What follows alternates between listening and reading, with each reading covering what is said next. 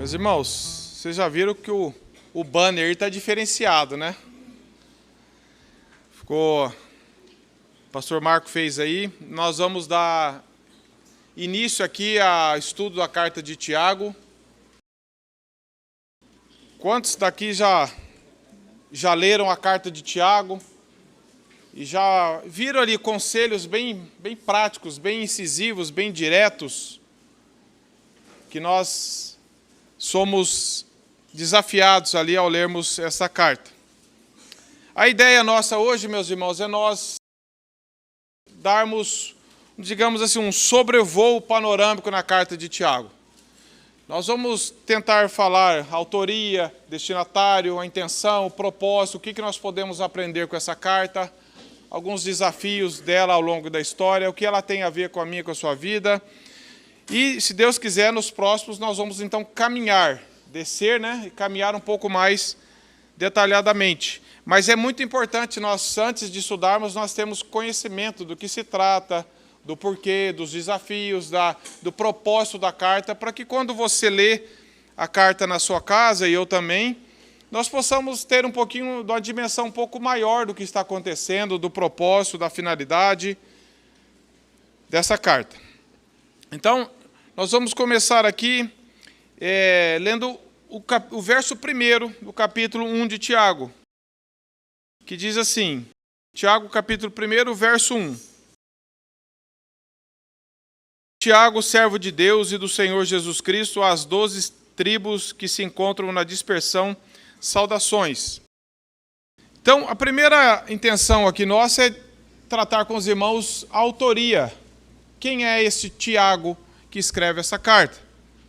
Ele se apresenta aqui como Tiago, servo de Deus e do Senhor Jesus Cristo, nesse verso que nós lemos, mas Tiago era um nome comum entre os judeus do primeiro século. Não tinha só um Tiago, tinham vários Tiagos. Por exemplo, 4 nomes de Tiago no Novo Testamento. Filho de Zebedeu, que é irmão de João, está lá em Marcos 1,19. Filho de Alfeu, Marcos 3,18. O pai de Judas, não Iscariotes, Lucas 6,16. E o irmão de Jesus, Gálatas 1,19. Mas dentre esses 4, somente 2 desses ficaram um pouco mais a discussão ao longo da história sobre qual Tiago seria o autor dessa carta. O primeiro deles que consideraram é o Tiago, irmão de João, o apóstolo, filho de Zebedeu, que juntamente com seu irmão Pedro formava o ciclo dos discípulos. Mas esse Tiago, filho de Zebedeu, ele foi morto muito cedo, a mando de Herodes. Esses irmãos podem ver lá em Atos capítulo 12. Provavelmente antes do cristianismo mesmo ter conquistado o terreno entre os judeus da dispersão. Mateus Henry também afirma isso, como está implícito aqui. Então, pela morte prematura desse Tiago, filho de Zebedeu, é pouco provável que tenha sido ele mesmo. Mas consideraram isso. O segundo Tiago, que é o maior considerado autor dessa carta, é o irmão de Jesus. Ele é considerado, como a maioria, como sendo Tiago, um dos 12 apóstolos, está lá em Mateus 10,13. Ele é também chamado de a coluna, Gálatas 2,9. Mencionado nos evangelhos, juntamente com suas irmãs, lá em Mateus 13,55 e Marcos 6,3. Então, esse Tiago, irmão de Jesus, ele é considerado o autor desta carta, dessa epístola. Augusto Nicodemos traz uma definição interessante. Ele diz assim, a princípio, Tiago foi um descrente em Jesus como os demais irmãos. João 7,5. Posteriormente, ele converteu-se à fé em Cristo, talvez mediante uma aparição específica de Jesus a ele após a ressurreição. 1 Coríntios 15,7. Tiago logo se tornou uma das figuras mais proeminentes da igreja apostólica, considerado pelo apóstolo Paulo como uma das colunas da igreja de Jerusalém e contado entre os apóstolos, como lemos em Gálatas 1,19 e Gálatas 2,9. Então, esse Tiago, irmão de Jesus, autor dessa carta, tornou-se um líder da igreja de Jerusalém e tendo aparentemente ali, provavelmente presidido ali o famoso concílio que decidiu sobre a entrada dos judeus também na família da igreja. Algumas evidências internas que estão na própria carta que nos dão essa convicção de que foi esse Tiago quem escreveu. Algumas evidências na própria carta, quando nós lemos ao longo dos capítulos. Evidências internas. Ele fala com uma autoridade apostólica. A linguagem dele é similar à registrada naquele discurso de Atos lá, atribuída ao irmão de Jesus, o líder da igreja. Tem vários textos que diz isso, em Atos 15, 23, Atos 15, 14. Comparando com o livro de Tiago, nós vemos uma similaridade muito grande entre esse autor. Também a ênfase às obras no capítulo 2 também pode se refletir a isso. Ele conhece bastante, esse livro de Tiago cita bastante o Antigo Testamento. Nós vemos lá, citando Abraão, em Tiago 2, 21, Raabe 2, 25, Jó, Tiago 5, 11 e Elias 5, 17, como exemplo de cristãos a serem seguidos. Além disso, meus irmãos, esse Tiago está plenamente familiarizado com o ensino de Jesus lá no Sermão do Monte. Nós vemos bastante familiaridade naquele que Jesus disse e no que Tiago escreve aqui. Por exemplo, fala sobre a alegria em meio à provação. Nós vemos isso em Tiago 1, verso 2, e nós vemos lá em Mateus 5, de 10 a 12. Jesus falando sobre a alegria na provação, as bem-aventuranças, e Tiago também falando disso aqui no capítulo 1, verso 2. Nós também vemos aqui exortação quanto à perfeição, a buscar um crescimento maior como cristãos. Nós vemos isso em Tiago 1,4 e vemos isso em Mateus 5,48 no Sermão do Monte. Linguagens próximas, o que traz essa similaridade de que ele realmente conviveu, de que ele fala a mesma linguagem parecida com a de Jesus.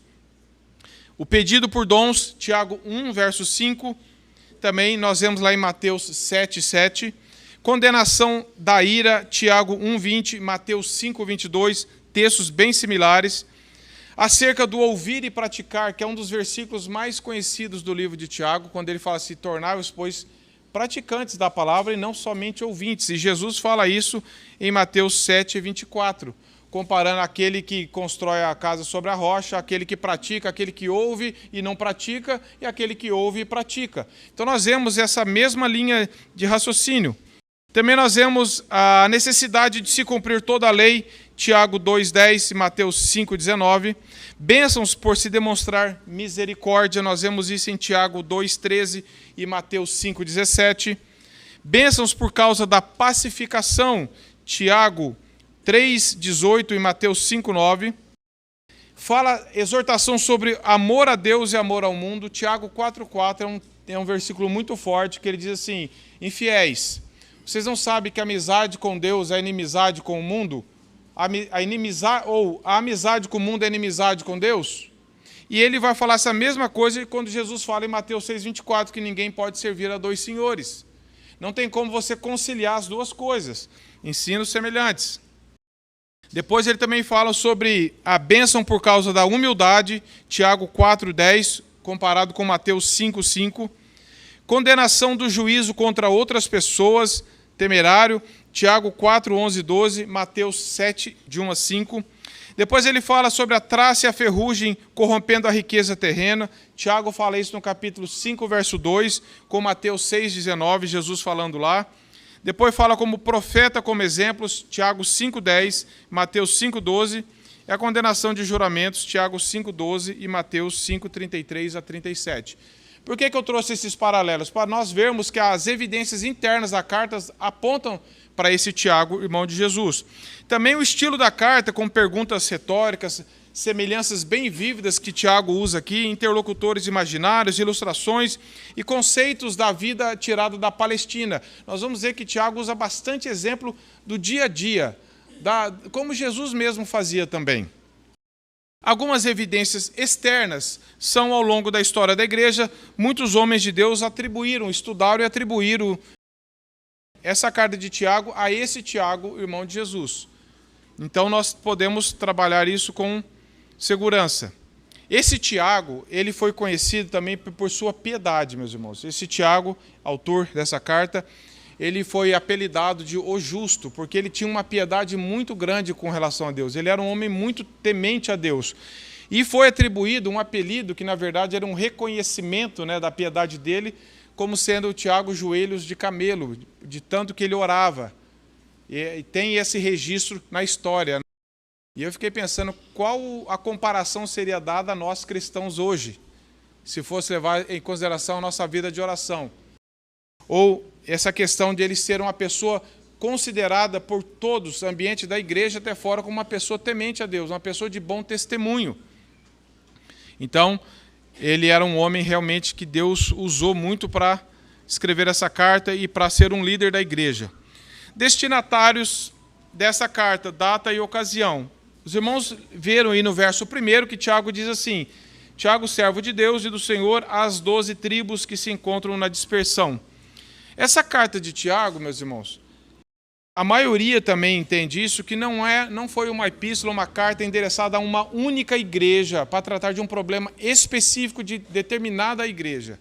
Por isso que ele fala as 12 tribos da dispersão. Nós vemos endereçamento semelhante nas cartas de 1ª e 2ª Pedro, 1ª, 2ª e 3ª João, Judas e outras cartas que foram consideradas cartas circulares, para serem lidas nas igrejas das quais elas fossem passando.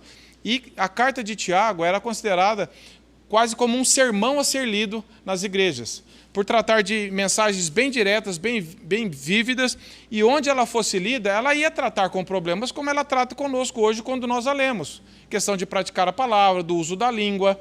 Ela trouxe benefício por onde ela passou. Matthew Henry diz o seguinte: ela é chamada uma epístola geral, porque, como alguns pensam, não foi escrita a uma pessoa ou uma igreja em particular, mas a um tipo que chamamos de carta circular.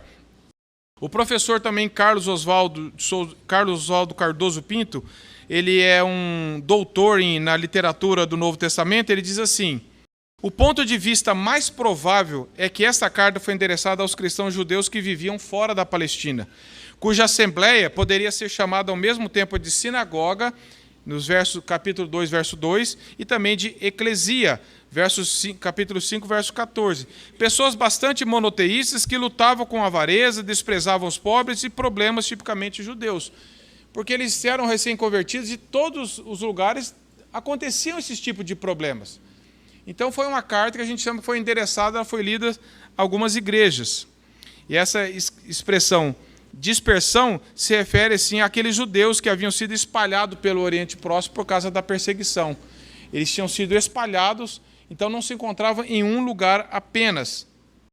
Então, ao fazer isso, Tiago também insere no contexto da história de Israel, sendo a igreja o verdadeiro Israel de Deus, verdadeira igreja composta por judeus e gentios, como nós vimos também no estudo da carta aos Efésios. Então, assim, essa epístola, ela tensionava, ela tinha a intenção de ser uma carta a ser lida pelas pessoas que enfrentavam problemas semelhantes. A data dessa epístola, meus irmãos, foi provavelmente entre 45 e 49 depois de Cristo. Alguns dizem ali de 10 a 15 anos após a morte de Jesus. Tiago foi martirizado ali no ano 62. Matthew Henry também ele traz um propósito dessa carta que eu achei muito interessante. Ele diz assim: o propósito dessa carta de Tiago foi censurar os cristãos por sua grande degeneração, tanto na fé quanto nas suas maneiras, e impedir que se difundisse as doutrinas libertinas que ameaçavam a destruição de toda a piedade prática. Era também a intenção especial desse autor da epístola despertar a nação judaica para o sentimento de importância e proximidade daqueles julgamentos que estavam vindo sobre eles, e apoiar todos os verdadeiros cristãos no caminho de seu dever, nas calamidades e perseguições que enfrentariam.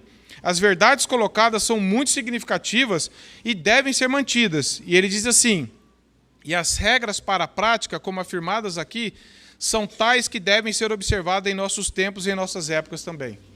Então, esses ensinamentos que nós vamos ler ao longo das exposições de Tiago, elas servem, ela é como se fosse uma pregação de Tiago para nós hoje, que nós vamos ver, meus irmãos, quantas advertências tem com relação à nossa prática cristã. Tiago, nós vamos ver, a preocupação dele não era aprofundar tanto doutrinariamente como Paulo fez nas cartas. Mas Tiago parte do pressuposto já da prática, considerando essa base doutrinária. Algumas características principais da epístola de Tiago. Ela se assemelha muito a uma literatura de sabedoria, como nós lemos, por exemplo, no livro de Provérbios. com frases curtas, sentenças concisas, mas de grande significado. Muitas pessoas dizem que é o livro de Provérbios do Novo Testamento. Se você lê o livro de Provérbios e lê Tiago, você vê certa similaridade ali na forma da instrução. E muitos acham que, apesar de ser um sermão, é uma carta meio desconexa. Parece que você vai lendo uma parte que não se liga com a outra, pessoas que têm um pouco de dificuldade em dar sequência lógica. Mas não é preciso muito esforço para ver que Tiago traz temas unificadores. Ele fala, por exemplo, de pobreza, da prática da vida cristã, da coerência entre o viver e o falar, de conforto, de oração, de perseguição, de uso da língua, coisas do cotidiano da vida cristã. Trata-se de exortação poderosa a cristãos que não estavam necessariamente passando por problemas e dúvidas teológicas. Daí a ausência desses temas na carta, diz Augusto Nicodemos, mas por problemas de ordem espiritual e prática, que precisavam de uma palavra pastoral de correção. Mau uso da língua, dificuldade de se manter fiel a Deus em meio às provações, e quem de nós não tem dificuldade nisso, meus irmãos? Qual de nós, qual igreja que não precisa de uma exortação, qual cristão que não precisa de uma exortação direta como essas que nós lemos em Tiago? Ela tem como foco o viver cristão na prática. Paulo, assim como Tiago, eles também rejeitavam qualquer cristianismo hipócrita ou fariseu ou só de aparência. Tiago condena isso, Paulo também condenou isso.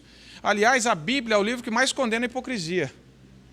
Se você ler lá o profeta Isaías, Deus sempre falou outra vez, esse povo se aproxima de mim falando coisa bonita, mas o coração deles está corrompido.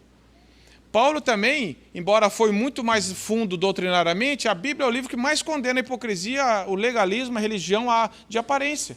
E é isso que o Tiago está combatendo aqui. Ele fala, por exemplo, que nós não devemos ser somente ouvintes. Esse é um problema que os cristãos enfrentam hoje? Sim. Quantas pessoas estão ouvindo mensagens todo dia na internet, nas igrejas? Infelizmente, muitas delas não deviam nem estar ouvindo, mas mensagens boas também. Ouvem, acham bonito, mas não praticam. E Jesus já falou isso no Sermão do Monte, Tiago está falando isso aqui, a Bíblia toda fala de não adianta você gostar de ouvir, avaliar sermão. Eu escutei tantos, li tantos livros, fiz tanto curso, eu quero saber na prática se você tem vivido isso daí. Se pela graça de Deus você tem clamado misericórdia, fala, Senhor, não é o conhecimento pelo conhecimento, mas é o conhecimento que nos leva ao relacionamento com Deus. Esse é o foco que nós temos aqui. Então, nós lemos que a natureza da verdadeira fé, como o Tiago combate aqui, não é só você falar que tem fé, é isso evidenciar na sua vida. É fácil você e eu termos um discurso bonito, teologicamente reformado, correto, mas ter um coração torto diante de Deus, frio. E essa condenação não é só que Tiago fala, toda a palavra de Deus condena isso. Os temas mais importantes aqui de Tiago já começa falando, meus irmãos, tende motivo por toda alegria passar-te por provações. Quer uma pancada mais direta na nossa cabeça do que isso? Você ter alegria por passar por provação. Porque dos benefícios que ela produz, obviamente. Não é só pela aprovação, mas Tiago está trazendo esse grande alerta para todos nós. Nós vemos também, embora seja uma carta eminentemente prática, ela fala também de perseverar na paciência. Tiago 5, 7 a 11, ela fala de uso da língua. Qual de nós não tem problema com o uso da língua? Gastou um capítulo 3 inteiro para falar do problema da língua. O uso da mentira, da ofensa. E também nós vemos a teologia de Tiago. Não é que Tiago é só uma carta prática que não tem teologia.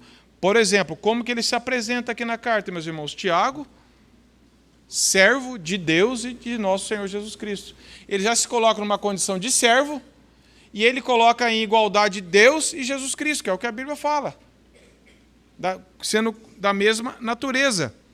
Ele já mostra ali que ele está a serviço de Deus, que ele é um servo de Deus, e que tudo que ele faz é visando a glória de Deus, porque ele é um servo de Deus. Então nós vemos já desde o começo que ele não está só preocupado com questões práticas à parte da teologia, à parte de uma piedade com Deus. É claro que não. A Bíblia não faria isso, obviamente. Nós vimos ali no capítulo 2, verso 1 também, ele fala que Tiago já se diz que nosso Senhor Jesus Cristo, Senhor da glória, sem exceção de pessoas. Então ele fala que Deus é aquele que dá sabedoria, Tiago 1,5. Olha a teologia. Você quer sabedoria? O que Tiago fala? Peça a Deus. Ele sabe que Deus é a origem de tudo que nós precisamos e é tudo que nós precisamos. Então ele não está dando ensinamento moral para você ter uma conduta moral. Ele está atribuindo tudo primeiro a Deus, ao relacionamento com Deus. Depois ele diz que Deus é santo e não pode ser tentado pelo mal, Tiago 1,13, colocando assim que Deus é santo, colocando a toda prova o caráter de Deus. Depois, no verso 1,17, ele diz que toda dádiva vem de Deus, sendo o Pai das luzes é quem não há variação de mudança. Veja como Tiago tinha uma visão correta de Deus, da imutabilidade de Deus, que é um dos atributos de Deus. Depois ele diz que Deus é um só, Tiago 2,19. Deus é confiável, é digno da nossa fé. Ele diz no verso 3,9 que Ele é o Senhor e Pai, é gracioso, misericordioso e compassivo, Tiago 4, 6-8 e 5, 11. E depois no capítulo 5, verso 7, Tiago também fala da volta de Cristo. Ou seja, essa ideia de que Tiago é uma carta rasa, moral, que só dá princípios aleatórios, não é verdade, meus irmãos. Tiago ele tem uma teologia totalmente centrada em Deus, teologia, estudo de Deus. Ele está colocando a centralidade da carta na pessoa de Cristo, que tudo que nós precisamos vem dele. Não adianta eu querer praticar coisas sem essa dádiva, sem que Deus me dê vida e me dê condições, eu esteja cheio de Cristo, é moralidade, não é isso que Tiago está ensinando. Então, falando assim, ó, você quer sabedoria? Não vai fazer alguma coisa mística, peça para Deus. É Ele que é o Pai, é Ele que dá. Então, Ele nos coloca totalmente em dependência do Senhor. Agora, um assunto que eu queria falar para vocês aqui é que talvez você já tenha escutado ou já lido alguma coisa que Tiago, houve essa manifestação de Martinho Lutero ao longo da história de Tiago era uma carta de palha. Tiago é uma carta de palha no sentido que ela é muito rasa, ela é muito... Sim, Martinho Lutero chegou a atribuir isso no começo da conversão dele, porque ele estava tão impactado com a justificação pela fé, que ele confundiu, achando que Tiago estava contradizendo Paulo, que Paulo fala que Paulo ensina que a justificação é só pela fé e que Tiago ensina que a justificação é pelas obras. É claro que não é. Nós temos que partir pela analogia bíblica, a analogia da fé, que diz que a Bíblia tem uma voz só, uma coisa só. A Bíblia nunca se contradiz. E é claro que Tiago não está falando que a salvação do ser humano diante de Deus é pelas obras e Paulo está ensinando outra coisa. É claro que não. Mas no início da sua carreira, talvez diante da frustração de Lutero, diante do fato de seus adversários estar usando Tiago para atacar o que ele havia aprendido sobre a justificação e santificação, então ele começou a estudar mais a fundo Romanos e ficou, de certa forma, confuso em relação a isso. Claro, a Bíblia, por exemplo, a Bíblia de Estudo da Fé Reformada traz uma nota assim. Em seu prefácio de Tiago, Lutero descreve a epístola como boa, uma vez que não propõe doutrina humana, mas vigorosamente propugna a lei de Deus. Então, Lutero, no começo, ele ficou um pouco confuso, porque ele estava tão imerso na doutrina da justificação lendo Romanos, que ele falou, puxa, a Tiago parece que está contradizendo. E é normal pessoas no começo confundirem. Todos nós estamos sujeitos a talvez ter uma interpretação no começo um pouco mais rasa, mas ao longo da história, se você for ler, Lutero não sustentava essa afirmação dele, tanto é que ele tem esse registro. E tem outros registros aqui também, que fala que, embora ele ficou tão impactado com a justificação pela fé, ele não sustentou ao longo, reafirmando que realmente Tiago era uma carta assim, de palha, né? Nós vemos aqui o que Joel Bick escreve sobre algumas frases de Martinho Lutero, sobre o impacto dele da justificação pela fé. Ele diz assim: de repente Lutero viu e entendeu pelo livro de Romanos que Deus justifica o pecador, baseado somente na fé em Cristo. A justificação somente pela fé se tornou a doutrina fundamental da reforma protestante no século XVI. E ela continua a ser a pedra fundamental para cada igreja de hoje. E aí ele diz, como Lutero mesmo escreveu, esse é o próprio artigo sobre o qual a igreja permanece de pé ou cai. Ou seja, a justificação pela fé é o que sustenta uma igreja bíblica. Porque quando você anula isso, você abre caminho para todo tipo de heresia. E ele continua, dizendo que Lutero, pouco tempo depois, veio ao livro de Tiago e procurou dar sentido ao que ele diz sobre a justificação pela fé e pelas obras. Na introdução à primeira edição do seu Novo Testamento, alemão, em 1522, Lutero fez a seguinte observação frequentemente citada sobre o livro de Tiago. Já o Bick cita isso aqui. E abre aspas, ele diz assim: as epístolas de Paulo, especialmente a de Romanos, Gálatas e Efésios, bem como a primeira epístola de Pedro, são os livros que mostram Cristo e ensinam tudo o que é necessário e abençoado saber, mesmo que nunca vejamos e ouçamos qualquer outro livro ou doutrina. Portanto, a epístola de Tiago é uma epístola de palha em comparação com aquelas, pois não possui qualquer característica evangélica. Palavras de Lutero. E aí você vê que Lutero estava fascinado pela justificação pela fé. Não é que ele estava menosprezando, parece que ele estava comparando. O que Paulo vai muito mais a fundo, mas nós vamos ver que Paulo e Tiago se completam, eles nunca se contradizem. Porque o foco de Paulo é um, o foco de Tiago é outro, é isso que nós vamos ver. Joel Bick traz outro ensinamento que nos ajuda. Ele diz assim: o principal desconforto de Lutero com Tiago era a Igreja Católica Romana e seus ensinamentos sobre a justificação pela fé e pelas obras. Lutero estava certo de que Tiago não é um tratado doutrinário per si. Em vez disso, é um livro intensamente prático, não é um manual sobre justificação, mas sobre santificação. Então, o foco de Paulo, ele foca na justificação e, lógico, na santificação. E ele está falando que Tiago complementa Paulo.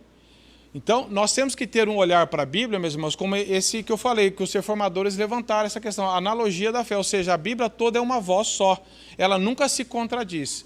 Eu posso ter a impressão de contradição, mas se eu for estudar a fundo outros textos correlatos e estudar a teologia bíblica, eu vou ver que a Bíblia nunca se contradiz, ela se complementa. Então é isso que nós vemos aqui, a analogia da fé ou a analogia da Escritura é o que você tem que ter em mente. É um princípio hermenêutico que afirma que a Bíblia inteira fala uma voz só, que ela nunca pode se contradizer, que a Bíblia explica a própria Bíblia. Se você está confuso com um texto, vá em outros textos correlatos, paralelos, que vai ver que a Bíblia vai explicar. Não é porque eu estou com uma má interpretação que eu posso afirmar que a Bíblia é assim. É o que Lutero mesmo falava, diante da palavra de Deus, todo mundo tem que ceder, todo mundo tem que se dobrar diante dela, porque ela é a verdade imutável. Então é nesse texto, nessa linha que nós temos que entender que a fé genuína, o que Lutero estava querendo dizer, que a fé genuína, ela sempre é acompanhada de boas obras. E que essas obras serão, nos últimos dias, uma evidência da nossa verdadeira fé. Ou seja, não adianta eu falar, declarar, porque Tiago mesmo vai condenar. Você crê que Deus é um só? Tiago 2,19. Muito bem, ele ironiza. Os demônios também creem. Não creem para confiança, não creem na forma correta, mas eles também sabem. Ou seja, o que Tiago está condenando é, se você realmente foi alcançado pela graça e foi justificado, a sua vida vai aparecer obras. É isso. Ele não está querendo dizer assim, não precisa de fé, só pratica obras. É claro que não é isso.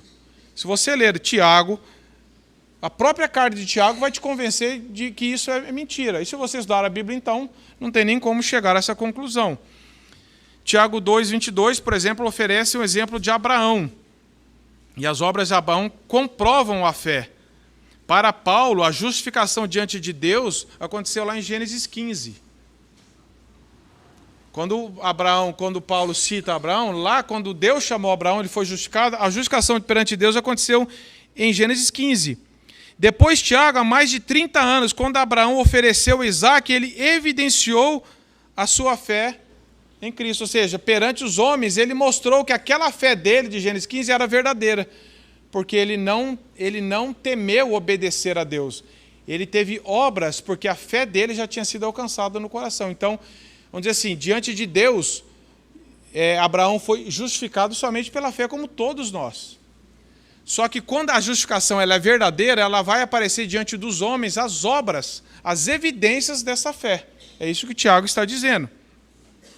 Você não pode dizer, eu sou crente, eu fui justificado, eu fui perdoado, mas a nossa vida não testemunha nada de uma evidência de um novo nascimento.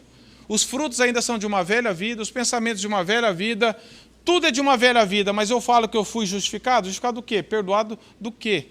Eu sou uma nova criatura, mas se eu vivo totalmente como uma velha criatura, apenas com uma roupagem moral, mudei comportamentos ali, mas não é isso que Tiago está ensinando. A verdadeira fé, Joel Bick traz num livro dele que chama Fruto e Raiz, acho que é esse o nome. Ele diz assim: a verdadeira fé sempre se manifesta em obras, mas nós não somos salvos pela fé acrescida de obras. Deus somente usa a fé como instrumento de salvação. Então nós somos justificados somente pela fé, ponto final. Mas essa justificação resulta em obras, em uma vida diferente. Porque houve um novo nascimento, houve um novo coração. E se não há frutos verdadeiros, sinal que a árvore também não é nova. Se não há mudança no fruto, sinal que eu não fui regenerado. É isso que Tiago está ensinando. Augusto Nicodemos mata a questão para mim aqui com esse pensamento. Ele diz assim: nunca houve qualquer incompatibilidade entre Tiago e a doutrina paulina sobre a justificação pela fé sem as obras da lei. A fé que Tiago condena não é a mesma que Paulo recomenda. E as obras que Tiago recomenda não são as mesmas que Paulo condena. Tanto Paulo como Tiago condenam uma fé hipócrita, teórica, da boca para fora, e ao mesmo tempo declaram que a fé salvadora se expressa por meios de obra e atos de obediência. Por exemplo, se você ler Gálatas 5, 6, 13, 1 Tessalonicenses 1, 3, 1 Timóteo 1, 5, Tito 1, 6, 3, 8, Efésios 2, 8 a 10 e 1 Coríntios 15, 2, você vai ver que são textos que falam que a fé verdadeira ela produz uma vida diferente. E ele traz o seguinte, completando o pensamento de Augusto Nicodemos: Tiago combate um cristianismo teórico superficial, enquanto Paulo luta contra o legalismo judaico. Alvos diferentes requerem, portanto, ênfase distintas. Daí ser a contradição entre Tiago e Paulo apenas aparente, porque eles estão combatendo focos diferentes. Paulo e Tiago ensinam a mesma coisa, justificação pela fé, só que Tiago dá ênfase. Então tá bom, se você quer saber se você foi justificado, a sua vida vai mostrar. Ponto final. Não adianta só querer mostrar frutos se você não foi justificado. Isso é moralismo, é falsidade, é fruto artificial. Agora, não adianta você só ficar falando que você foi salvo, que foi batizado, que pertence à igreja, mas o que mudou na sua vida e na minha? O que o evangelho está mudando? No seu relacionamento, no lar, com seus filhos, sua forma de pensar, seus desejos, suas motivações, as suas obras mesmo diante das pessoas. Qual é a motivação que te faz assim? É por causa da justificação, por causa do perdão que você entendeu, que você recebeu de Cristo? Por causa de um novo coração, de uma nova vida? É isso que Tiago está combatendo. Então não há qualquer contradição entre isso. E ele termina assim: o homem é justificado diante de Deus pela fé somente.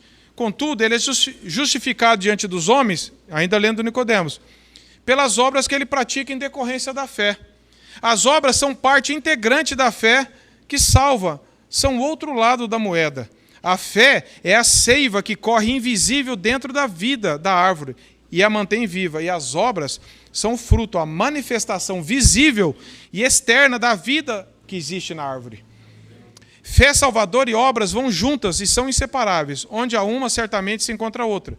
Na ausência de uma delas, a presença da outra é aparente e ilusória. Fé sem obras é morta e obra sem fé é igualmente. Sendo assim, Tiago e Paulo estão completamente de acordo. E é essa a linha de interpretação que nós seguimos. Agora, veja essa nota, meus irmãos. Há muitos anos eu li essa nota numa Bíblia que eu tenho. Ontem eu lembrei de trazer ela aqui. Diz assim: esse versículo, Tiago 2,24, quando fala de fé e obras, é a resposta à pergunta do verso 14. Uma fé improdutiva não pode salvar, pois não é fé genuína. Fé e obras são como um bilhete de passagem para o céu, com duas partes. A parte das obras diz, simples comprovante, não é válido como passagem. A parte da fé diz, não é válido se destacar da outra parte. Ou seja, não tem como separar. A verdadeira fé não tem como se separar boas obras da verdadeira fé, porque elas estão juntas. Então, o Tiago está combatendo aqui um cristianismo de boca. Eu sei falar, eu aprendi os versículos, aprendi 5 sola, aprendi não sei o quê, mas a minha vida não mudou nada. Ou seja, é uma fé falsa, uma fé intelectual, uma fé histórica, eu só aprendi sobre Deus, uma fé emotiva, de vez em quando eu tenho picos de crença, mas não é a fé verdadeira que produz vida. É isso que o Tiago está combatendo. Por que nós devemos, então, estudar Tiago, meus irmãos? Eu acho que nós já estamos um pouco convencidos só desse trecho. Primeiro porque a palavra de Deus está no cânon. Ela é a palavra inspirada de Deus, então é o nosso dever estudá-la da forma correta. Tiago é prático. Poucos livros, meus irmãos, do Novo Testamento são mais bem conhecidos ou mais citados que Tiago. Por exemplo, esse Tiago 1,22, tornar-os praticantes. Todo mundo aqui acho que já lembra desse versículo. Mas quantos de nós estamos realmente praticando e não sendo somente ouvintes? É isso que o Tiago chacoalha a gente. Ele pega a gente pelo pescoço e fala, tá, você já sabe, você já decorou esse versículo, tá, mas você está praticando? Tiago está repleta de ordens claras e diretas. Tiago, meus irmãos, é a epístola que tem o maior número de verbos imperativos do Novo Testamento, que dá comando para fazer. Ou seja, você creu, beleza, agora pratica. É a maior carta do Novo Testamento que dá comandos imperativos. Russell Shedd e Edmilson Bezerra escreveram um comentário. Edmilson Bezerra é um pastor amigo meu, ele é genro do Russell Shedd. Ele escreveu o seguinte, que Tiago combate pecados e atitudes que prejudicam a vida e o testemunho cristão. Tiago apresenta o imenso valor de se viver segundo a sabedoria do alto, ou seja, de acordo com a revelação de Deus. Esse é o foco de Tiago. Viver de acordo com a palavra de Deus, praticar e ver em vários aspectos, minúcias da nossa vida, como Tiago trata aqui, questão da língua, questão de ajudar, qual que é a motivação, por que nós fazemos isso. Tiago não que Tiago, meus irmãos, ele não esteja preocupado com a teologia, ou que não tem uma base teológica. Claro que não. Antes, é que ele toca apenas de forma rápida e alusiva a teologia, enquanto se concentra no resultado básico. Ele fala de Deus, ele fala da dádiva de Deus, ele fala que tudo vem de Deus. Mas não fica só nisso. Ele fala, se vem de Deus, se você crê, vai aparecer na sua e na minha vida. O outro texto importante, motivo importante para nós estudarmos Tiago, é a concisão. Ele é muito atraente porque ele traz mensagens curtas. Eu tenho estudado aqui com alguns irmãos aqui no discipulado um livro antigo do J.I. Packer, um puritano, que chama Teologia Concisa. E é mais ou menos isso aqui. Ou seja, os capítulos ali são bem curtos, só que parece aqueles comprimidos curtos que você toma tem um efeito longo. Ele é conciso, mas ele é profundo. Concisão não é ser raso. Então, Tiago está tratando de verdades tão profundas, mas de forma bem direta. É como você tomar um remédio pequeno, mas que tem um efeito muito grande e duradouro. Essa é a expressão que... Então, Tiago também é atraente por conta disso. Você vai direto no ponto. Tiago vai direto no ponto. Isso é muito importante, muito atraente. Outra coisa que é muito bom de estudar Tiago é o fato das ilustrações que ele traz na carta dele. Se os irmãos já leram Tiago, vocês vão relembrar. As metáforas, né? E a metáfora é uma figura de linguagem que produz sentidos figurados por meio de comparações. Por exemplo, Tiago fala das ondas do mar como quando ele quer falar de inconstância. Tiago fala sobre a planta seca. Tiago fala sobre a imagem do rosto do espelho, quando ele condena lá em Tiago 22. Aquele que ouve e não pratica é semelhante ao homem que está diante do espelho, logo vai e esquece como que era. Ele usa expressões que nós entendemos. Isso é muito atrativo na carta. Ele também fala sobre, quando ele fala da língua, ele fala sobre o freio na boca do cavalo. Isso era algo muito vívido naquela época. Hoje nós ainda temos. Hoje nós ainda sabemos, embora não seja tão assim, mas nós sabemos. Ele fala do leme do navio. Para que serve? Ele usa essa metáfora. Ele fala sobre a língua e do poder destrutivo que ela causa, como se fosse uma faísca numa floresta. Ele fala que é fonte de água pura. Ele fala do comerciante arrogante, aquele que fica falando, amanhã eu vou fazer isso, amanhã eu vou fazer aquilo. Aí ele traz um exemplo, uma metáfora, um exemplo prático ali que nós entendemos. E muitas vezes a gente comete esse pecado da arrogância. Amanhã eu vou fazer isso, depois de amanhã eu vou fazer aquilo. Opa, vocês não sabem o que vai acontecer amanhã? Por que vocês não falam assim, se o Senhor permitir? Veja como é algo tão direto. Porque, mas o que tem em falar que eu vou fazer tal coisa amanhã? O que tem que você não sabe se existe amanhã? Simples assim. Então, às vezes nós vamos atropelando a vida, achando que nós estamos no controle. Porque eu dormi com saúde hoje, amanhã eu vou acordar com saúde. Quem disse? Ou quem disse que eu vou acordar? É isso que o Tiago está trazendo para nós. A vida pertence a Deus. Então, pare de ser arrogante no coração. É isso que ele está combatendo. E ele também fala sobre o metal enferrujado, as roupas roídas pela traça. Então, a epístola de Tiago, ela nos ensina algumas coisas aqui. Dentre essas que eu já falei, ela nos encoraja a passar por provações. Tiago 1 e Tiago 5. Ela também fala por questões financeiras. Tiago adverte também aos ricos contra a falsa noção judaica da riqueza, que era um sinal de que era bênção de Deus, de que eu posso confiar na riqueza. Tiago vai combater isso. Tiago também usa fortes palavras para condenar essas pessoas que faziam acepção de pessoas que tratavam melhor os ricos na igreja do que os pobres. Tiago também vai nos exortar. E ele tem aqui, meus irmãos, em média, um imperativo a cada 2 versículos. A carta de Tiago, ou seja, a cada 2 versículos ele dá um comando para tentar nos tirar da inércia, tirar só do falatório, só da teoria. E ele traz aqui, ou seja, se você realmente está falando que você crê, vamos ver. Como está a sua vida? É isso que ele está dizendo. Ele fala que são crentes, mas não tem transformação. Então, Tiago combate isso, ele vai nos ensinar. Resumindo, então, meus irmãos, o propósito da carta visa a nos dar vitalidade no nosso cristianismo, a nos chacoalhar mesmo, a saber se a fé que nós professamos é a fé bíblica, que resulta em obras. Uma fé morta, não é que a Bíblia tem 2 tipos de fé. Tem o crente que tem fé viva e o crente que tem fé morta. Não, o que tem fé morta não é a fé bíblica. A fé bíblica ela sempre produz obras, porque ela vem de Deus. E o Deus que começou a obra em nós, ele vai capacitando a nós a praticarmos a palavra de Deus. É sem lutas? De forma alguma. É de forma perfeita? Claro que não. Mas a nossa vida ela vai manifestando a vida de Deus se nós recebemos essa fé verdadeira. Só tem uma fé bíblica, que é a fé verdadeira, que resulta em transformação. É isso que o Tiago está dizendo. Então, nós vemos que nós somos advertidos direto já na saudação, a sabermos que Tiago se coloca como servo de Deus, igualando Deus e Jesus Cristo. Ele nos ensina a procurar sabedoria nas provações. Nós vamos ver isso, se Deus permitir, no próximo estudo. Ensina-nos a ficar alegre em meio às provações, meus irmãos.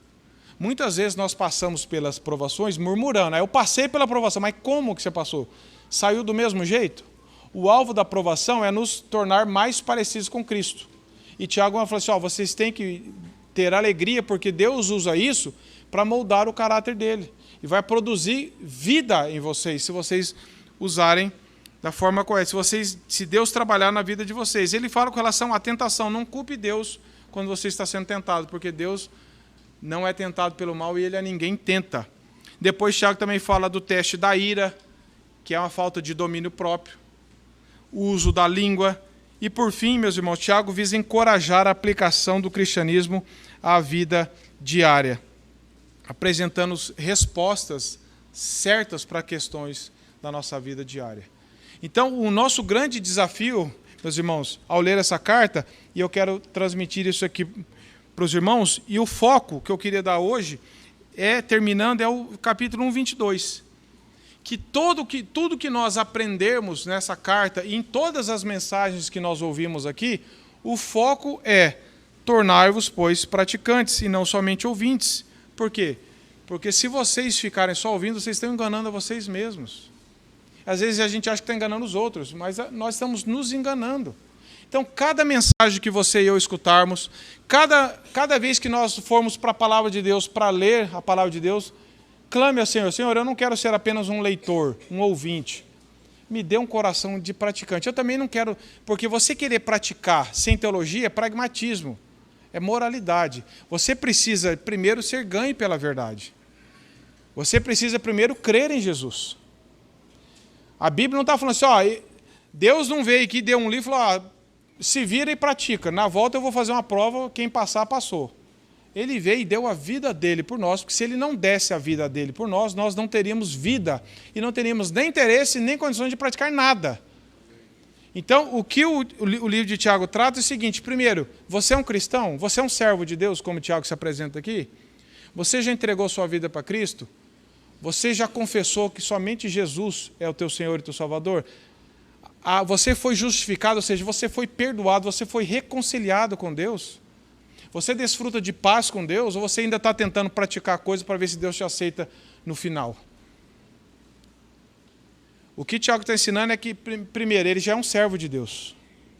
Ele não está tentando ensinar coisa para ver se ele vai ser um servo de Deus. Ele já se considera, porque Deus primeiro nos justifica, nos perdoa, nos regenera.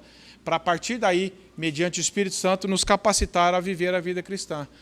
Viver a vida cristã, a parte da regeneração, é perda de tempo, meus irmãos. É o que nós escutamos em Mateus 7. Senhor, Senhor, fizemos tanta coisa em teu nome, e Jesus vai falar o quê? Vocês fizeram, mas não valeu de nada, porque vocês não criam em mim. Vocês não tinham relacionamento comigo. Vocês não depositaram a fé em mim, vocês nunca se arrependeram dos seus pecados. Não vai adiantar nada.